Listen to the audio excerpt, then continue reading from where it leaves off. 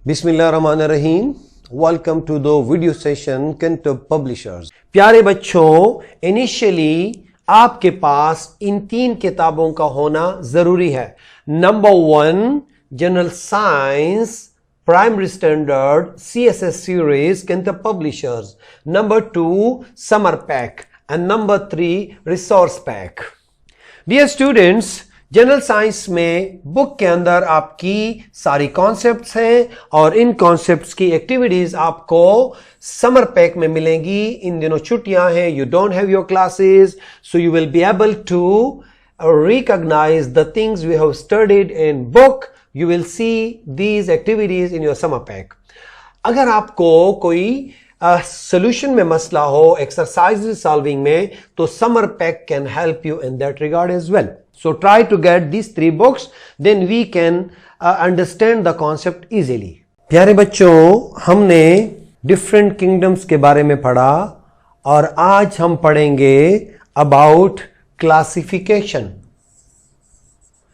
Classification क्या चीज है प्यारे प्यारे बच्चों, इसका क्या फायदा है और क्यों करते हैं।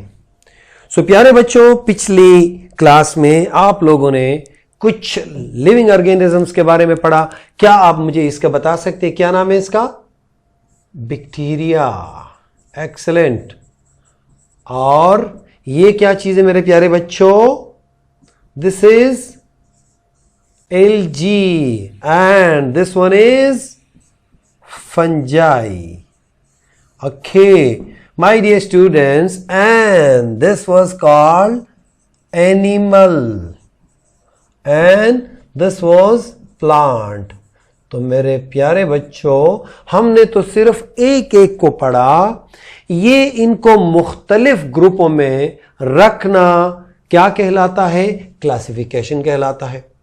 यानी अभी अगर हम जब बाकी लिविंग थिंग्स की बात करें, अगर हम घोड़े की बात करें तो भी हम एनिमल्स में रखेंगे, अगर हम शेर की बात करें तो भी हम एनिमल्स में रखेंगे, अगर हम मंकी की बात करें उसको भी हम यहां पे रखेंगे।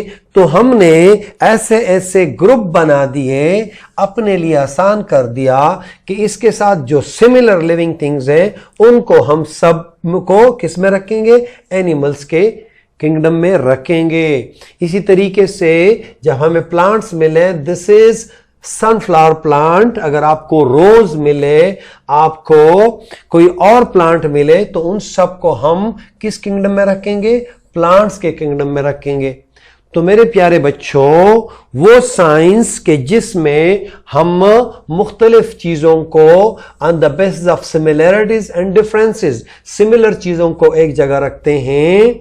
और अगर मुझे एल्गी की स्पीशीज का कुछ प्लांट मिले तो हम उसको यहां पे रखते हैं, फंजाई का मिले तो हम इधर रखते हैं, एनिमल्स मिले तो हम यहां पे रखते हैं। ये मुख्तलिफ क्लासेस में, मुख्तलिफ ग्रुप में रखने का नाम क्या है? That is classification. हाँ, क्लासिफिकेशन को मेरे प्यारे बच्चों साइंटिफिक लैंग्वेज में टेक्सोनोमी कहते हैं। Taxonomy is the branch of science in which we classify living organisms. अब सवाल यह पैदा होता है कि हम करते क्यों हैं?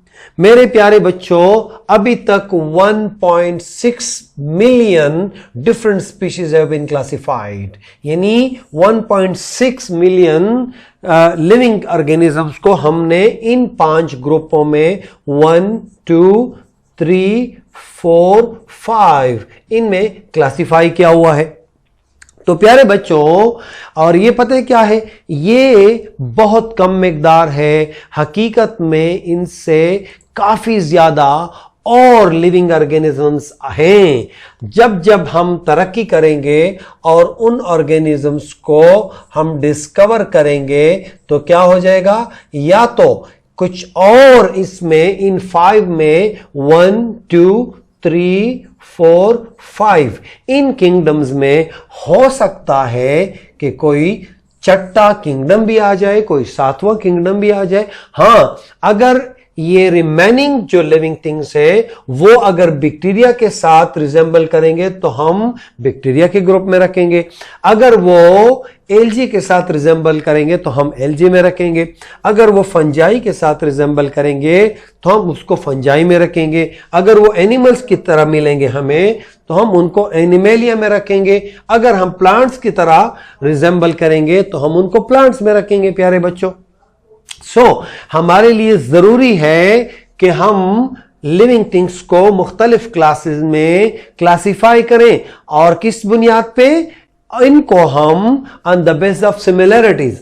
अब इसकी इंपॉर्टेंस क्यों है?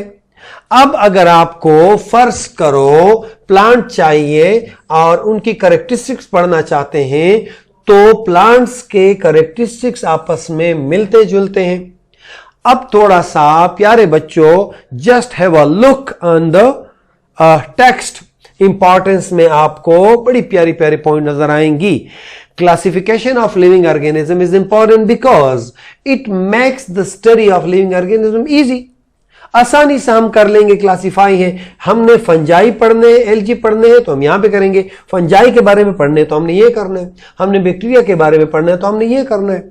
तो देखिए, enables us to understand characteristics of big group of animals or plants by studying characteristics of only one plant। अगर हमने एक प्लांट को लिया, एक स्पीशीज को लिया तो उसको पढ़ने से पूरे ग्रुप का, पूरे किंगडम के हमें इंफॉर्मेशन मिल जाएंगी। It helps understand similarities and differences among living organism. It provides us ways to know about different organism, कितने किस्मों के हैं। और उसके बाद साइंटिस्ट क्या करते हैं? Identify properly name particular organisms. हाँ, इनके नेम्स भी फिर आपस में अगर नया मिलेगा और वो फंजाई के ग्रुप का होगा तो हम फंजाई की तरह नाम रखेंगे उनका। Without classification, it would be impossible to know exact number of organism on earth। हाँ, देखें हमने 1.6 मिलियन तो डिस्कवर कर लिए। अगर हम मजीद इस पे रिसर्च जारी रखेंगे तो हमें मुख्तलिफ लिविंग ऑर्गेनिजम्स मिलेंगे। तो प्यारे बच्चों, आप लोगों ने क्या करना है? हमने क्लासिफिकेशन के बारे में पढ़ा, क्लासिफिकेशन और उसका साइंटिफिक नाम भी हमने पढ़ लिया। उसके बाद इसकी नीड क्या है और इसकी इंपॉर्टेंस क्या है। तो प्यारे बच्चों, आप लोगों ने इससे रिलेटेड जो एक्टिविटीज हैं वो आपने समर पैक उठाना है और समर पैक में इसके साथ रिलेटेड एक्टिविटीज को सॉल्व करना है। और जब आप स्कूल जाओगे तो आप लोगों ने टीचर्स को दिखाना है ताकि उनको भी कंफर्म हो जाए कि आपने छुट्टियों के दौरान रेगुलर स्टडी की है। एंड आई एम हैप्पी, जब आप लोग ये करोगे तो हम अपना टारगेट अचीव कर लेंगे। Best of luck my dear students. अल्लाह हाफिज। See you in the next class.